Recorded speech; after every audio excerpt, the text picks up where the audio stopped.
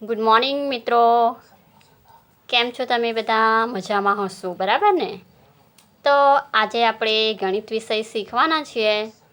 ગણિત વિષયની અંદર આપણે છેલ્લે ચેપ્ટર નંબર 5 પૂર્ણ કર્યું હતું, બરાબર?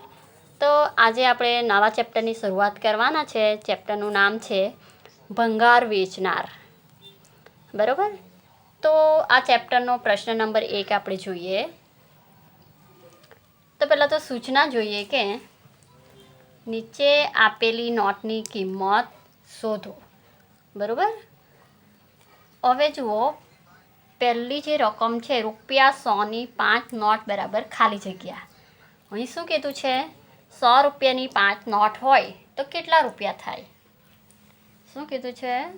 તો આપણે એનો જવાબ કઈ રીતે લખી શકીએ? આપણે એનો જવાબ આમ તો આપણને ખબર જ છે કે મૌખિક રીતે પણ આપણે એનો જવાબ લખી શકીએ છીએ કે 100 રૂપિયાની 5 નોટ હોય તો 500 રૂપિયા થાય, બરાબર ને? તો એની કિંમત આપણે લખી શકીએ કે 500 રૂપિયા. અને જો આ રીતે ના ખબર પડતી હોય તો આપણે શું કરવું પડે? ગુણાકારનો દાખલો કરવાનો. આ રીતે તમારે 100 ગુણ્યા 5 કરી નાખવાના. શૂન્ય સાથે ગુણાકાર કરીએ તો 0, ફરીથી શૂન્ય સાથે ગુણાકાર કરીએ તો 0, 5 એકુ 5. તો આ રીતે જવાબ આવી જાય 500, બરાબર? પછી આગળ જોઈએ તો બીજી રકમ છે ₹5ની 12 નોટ. કેટલી?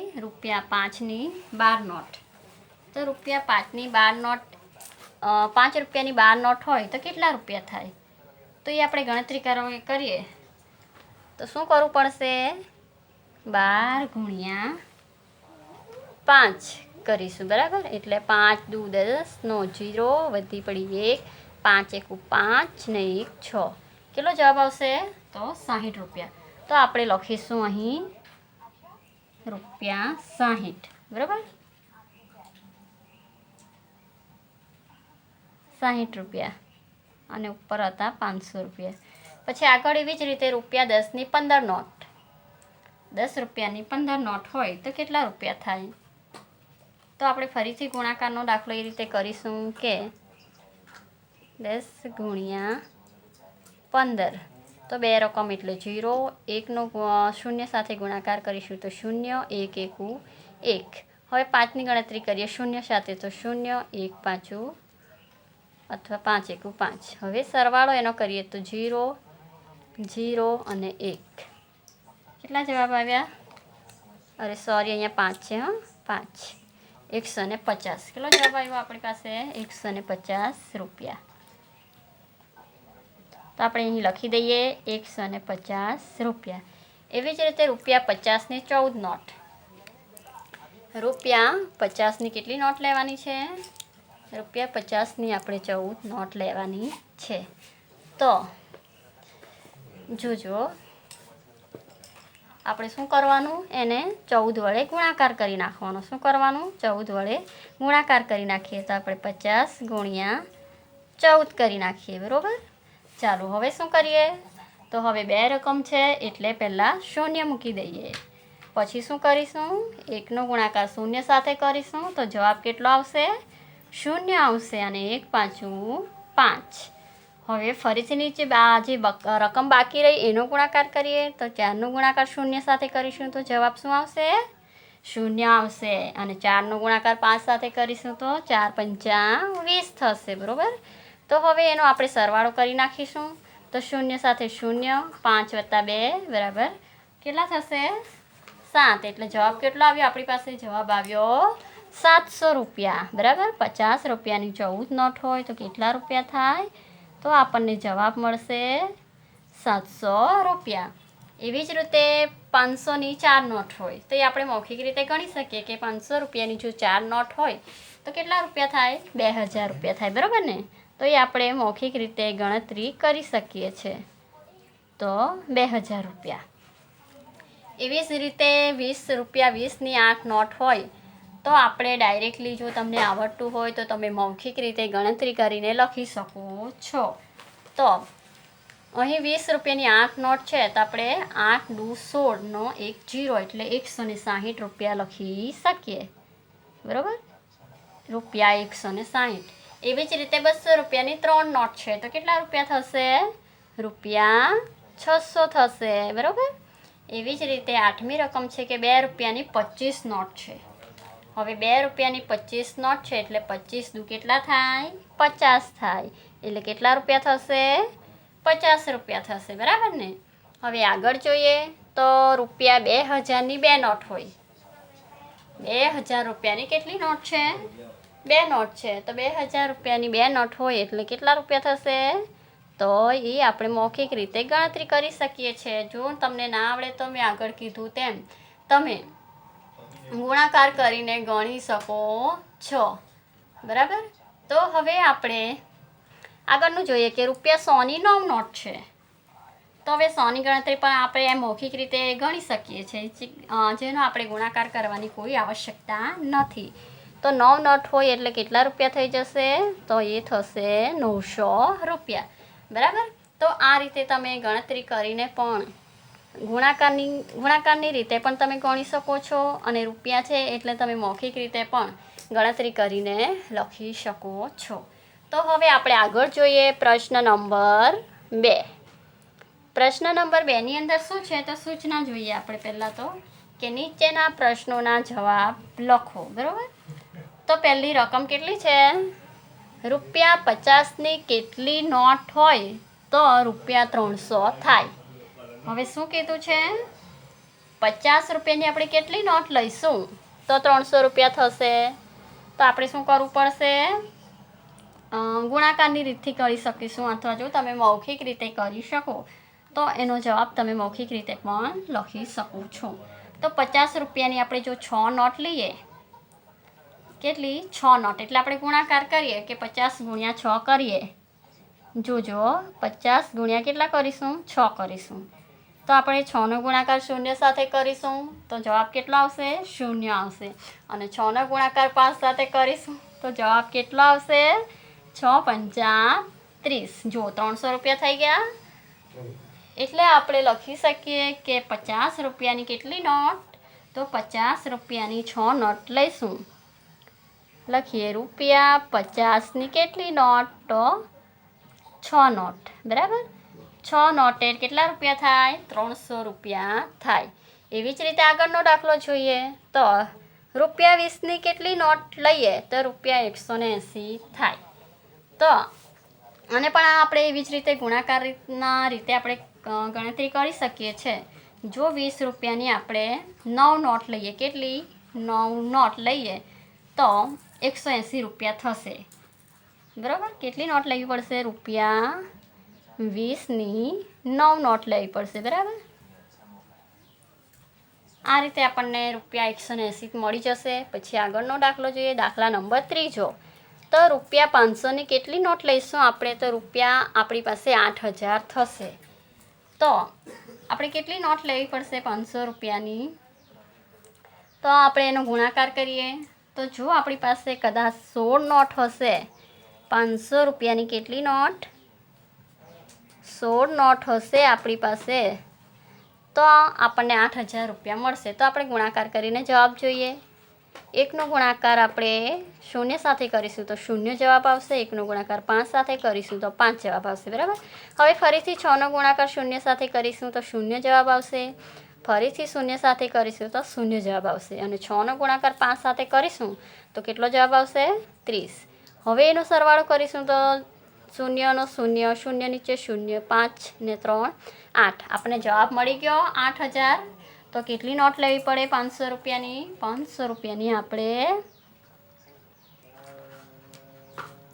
8 નોટ લેવી, અરે કેટલી? 16 નોટ લેવી પડે, બરાબર. હવે આગળ જોઈએ તો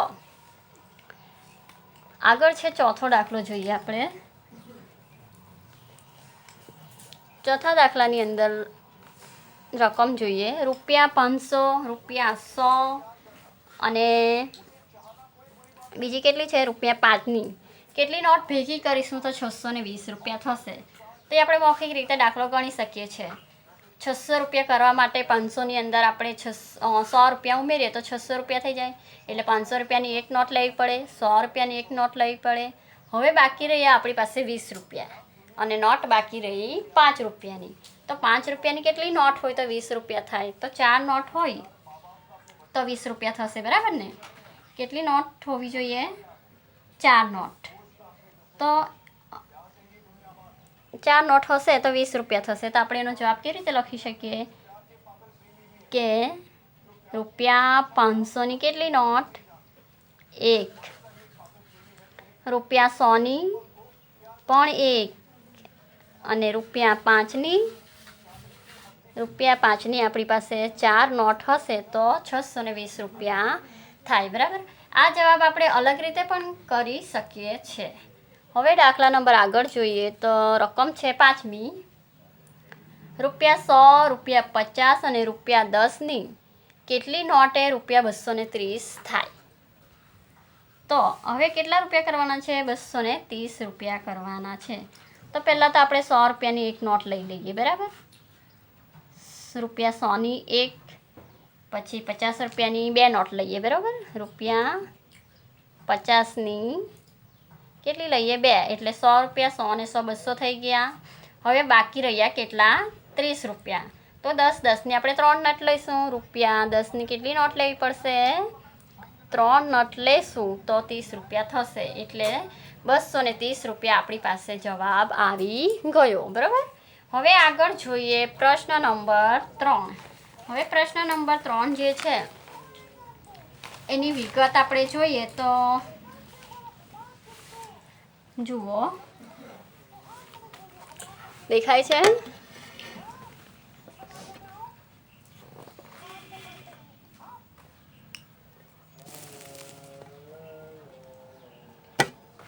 જુઓ, ચાલો પ્રશ્ન નંબર 3. પ્રશ્ન નંબર 3ની અંદર શું છે તો રકમ આપણે સૂચના વાંચીએ.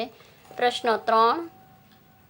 નીચેના કોષ્ટકમાં કેટલું વ્યાજ કેટલું ચૂકવ્યું તે લખવાનું છે, બરાબર?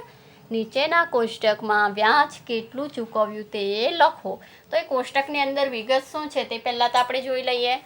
તો પહેલાં ક્રમ આપ્યા છે, પછી આપણને રકમ આપેલી છે અને વ્યાજ સાથેની રકમ આપી દીધેલી છે. વ્યાજ સાથેની રકમ આપી છે એટલે આપણે વ્યાજની રકમ કેટલી થશે, કેટલું વધારે વ્યાજ ચૂકવ્યું તે આપણે શું કરવાનું છે? શોધવાનું છે, બરાબર? તો એક ઉદાહરણ જુઓ. પહેલાં તો પહેલી રકમ છે રૂપિયા 500 રૂપિયા, બરાબર? હવે આપણને વ્યાજ સાથેની રકમ કેટલી આપી છે? તો 570 રૂપિયા આપ્યા છે. તો એમાં વ્યાજની રકમ કેટલી થઈ? વ્યાજ કેટલું ચૂકવવું પડ્યું? તો 500 રૂપિયા રકમ હતી અને 570 રૂપિયા જે છે વ્યાજ સાથેની રકમ થઈ. તો આપણે વ્યાજની રકમ શોધવી હોય તો આપણે શું કરવું પડે? બાદબાકી કરવી પડે. તો 570 ભાગ્યા આપણે 500 કરીશું તો આપણી પાસે જવાબ આવશે 70 રૂપિયા. તો આપણે આ રીતે વ્યાજની રકમ શોધી શકીએ છીએ, બરાબર? તો હવે આગળ જોઈએ બીજી રકમ. રૂપિયા 956. કેટલા? રૂપિયા 956 છે. આ રકમ છે, આપણે કહીએ ને મુદ્દલ, એ મુદ્દલ. હવે વ્યાજ સાથેની રકમ કેટલી છે? તો 1015 રૂપિયા છે. કેટલા? 1015 રૂપિયા છે. તો આમાં વ્યાજની રકમ કેટલી થઈ? તો એ શોધવા માટે આપણે શું કરવું પડશે? ઓછાનો દાખલો કરવો પડશે. તો આપણે કઈ રીતે કરી શકીએ? જો આ રીતે કરીને તમે રફ પેજમાં કરીને તમે ગણી શકો છો, બરાબર? 956. હવે શું કરું? 5 ને 6, 5માંથી 6 જશે? ના જશે, બરાબર ને? તો આપણે શું કરવું પડશે?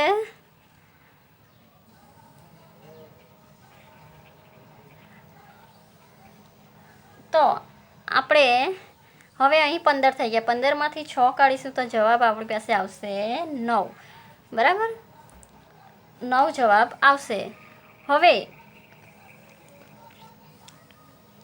અહીં 10 છે, બરાબર? તો 10માંથી 5 જશે તો કેટલા રહેશે આપણી પાસે? 5. અને 9માંથી 9 જશે તો 0. એટલે આપણી પાસે જવાબ કેટલો આવ્યો? 59 રૂપિયા. એ 59 રૂપિયા એ શું છે? ₹59 એ થશે આપણું વ્યાજની રકમ થશે. બરાબર. શું થશે? તો એ વ્યાજની રકમ થશે. જો દેખાય છે?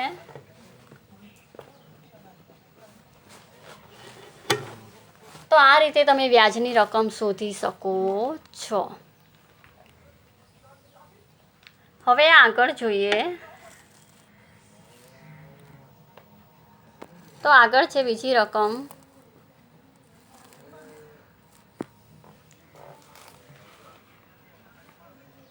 અહીં આપણે લખી દઈએ કેટલા? ₹59 આપણી પાસે આવ્યા. એ શું છે? તો એ વ્યાજની રકમ છે. એવી જ રીતે ત્રીજી રકમ જોઈએ તો ₹723 છે અને વ્યાજ સાથેની રકમ કેટલી છે? તો ₹852 છે.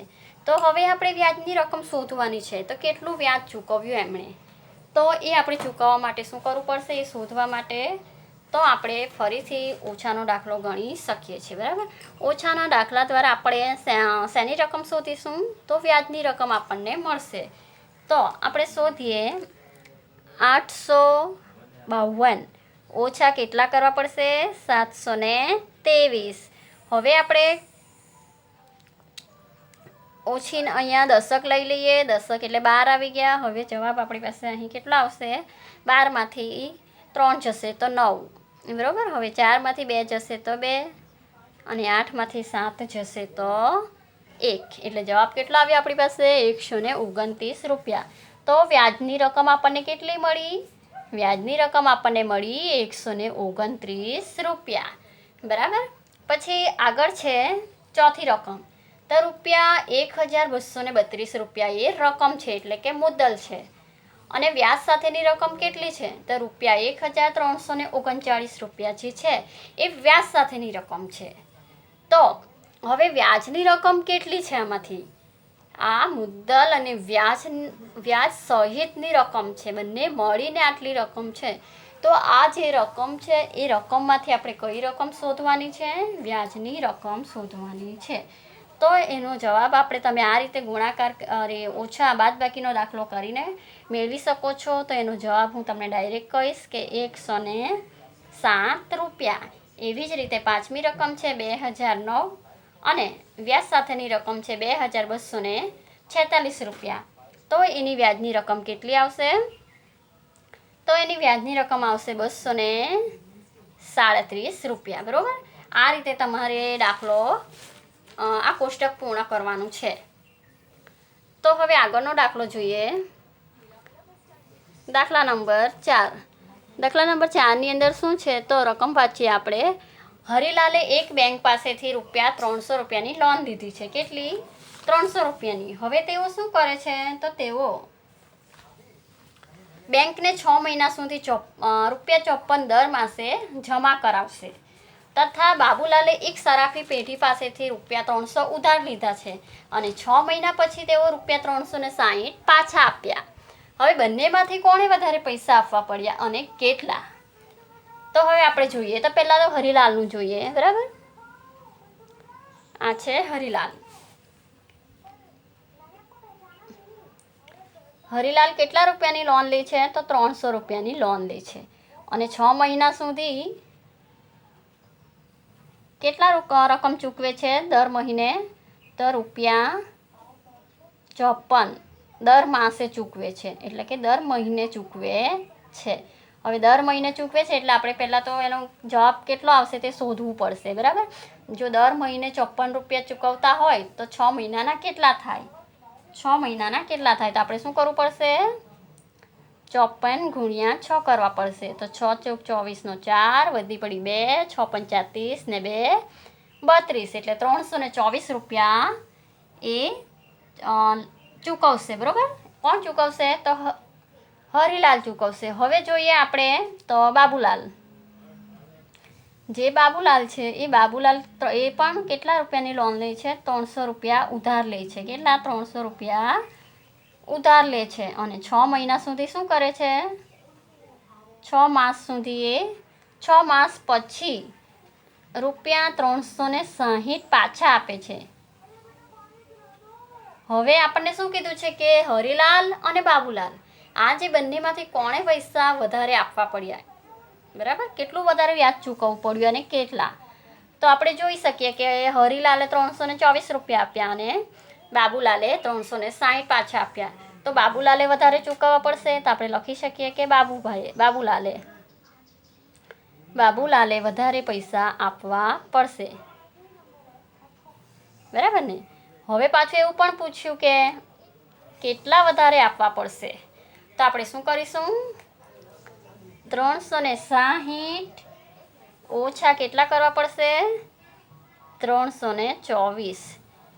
તો કેટલો જવાબ આવશે આપણી પાસે? રૂપિયા 36 રૂપિયા. કેટલા? 36 રૂપિયા વધારે ચૂકવવા પડશે. વધારે ચૂકવ્યા. બરાબર. હવે જોઈએ દાખલા નંબર ચોથાનો બીજો દાખલો. હવે દાખલા નંબર ચોથાનો બીજો દાખલાની રકમ વાંચીએ આપણે. તો શંકરલાલે એક દુકાન બનાવવા રૂપિયા 6000ની બેંક પાસેથી લોન લીધી. તેઓ બેંકને 6 મહિના સુધી રૂપિયા 1060 દર માસે જમા કરાવશે તથા રજનીભાઈએ એક સરાફી પેઢી પાસેથી રૂપિયા 6000 ઉધાર લીધા અને 6 મહિના પછી રૂપિયા 6600 પાછા આપ્યા. તો બંનેમાંથી કોણે વધારે પૈસા આપવા પડ્યા અને કેટલા? હવે શું કીધું છે? તો આપણે પહેલાં શંકરલાલને જોઈ લઈએ. શંકરલાલે કેટલા રૂપિયા લીધા છે દુકાન બનાવવા? શંકરલાલે રૂપિયા 6000ની લોન લીધી છે. બરાબર. અને 6 મહિના પછી 6 મહિના સુધી એ લોકો કેટલા રૂપિયા ચૂકવવાના છે? 1060 દર માસે ચૂકવવાના છે. દર માસે કેટલા ચૂકવશે? 1060 રૂપિયા ચૂકવવાના છે. તો કેટલા થશે તે આપણે પહેલાં તો ગણી કાઢવા પડશે કે 6 મહિનાના રૂપિયા કેટલા થાય. તો આપણે ગુણાકાર કરી નાખીએ. તો 6નો ગુણાકાર 0 સાથે 0, 6 છંગ 36નો 6 વધી પડી 3, 3નો 3, 6 એકુ 6 એટલે 6360 રૂપિયા એ ચૂકવશે. બરાબર. કેટલા? 6360 રૂપિયા ચૂકવશે. હવે શું કીધું છે? રજનીભાઈની વાત કરીએ. તો રજનીભાઈએ કેટલા રૂપિયા લીધા છે? તો રજનીભાઈએ રૂપિયા 6000 ઉધાર લીધા છે. બરાબર. શું કર્યું છે એમણે? ઉધાર લીધા છે. હવે પછી 6 મહિના પછી 6 માસ પછી એ લોકો કેટલા રૂપિયા ચૂકવે છે? તો રૂપિયા 6600 રૂપિયા ચૂકવે છે. તો 6360 વધારે કહેવાય કે 6600? તો કોણે વધારે ચૂકવવા પડ્યા કહી શકાય? તો રજનીભાઈએ. બરાબર ને. તો કોણે? રજનીભાઈએ વધારે પૈસા આપવા પડે. બરાબર ને. રજનીભાઈ અને કેટલા વધારે આપવા પડે? તો આપણે શું કરવું પડશે? ફરીથી 6600 ઓછા 6360 કરીશું. તો આપણી પાસે જવાબ કેટલો આવશે? 10માંથી 6 જાય તો 4, 5માંથી 3 જાય તો 2, 0, 6માંથી 6 જાય તો 0. બરાબર. તો આપણે લખી શકીએ કે કોણે વધારે પૈસા આપવા પડે? તો રજનીભાઈએ વધારે આપવા પડ્યા અને કેટલા? તો 240 રૂપિયા વધારે આપવા પડ્યા. કેટલા? માટે 240 રૂપિયા વધારે આપવા પડ્યા. બરાબર. તો આ રીતે આપણે એનો જવાબ લખી શકીએ છીએ.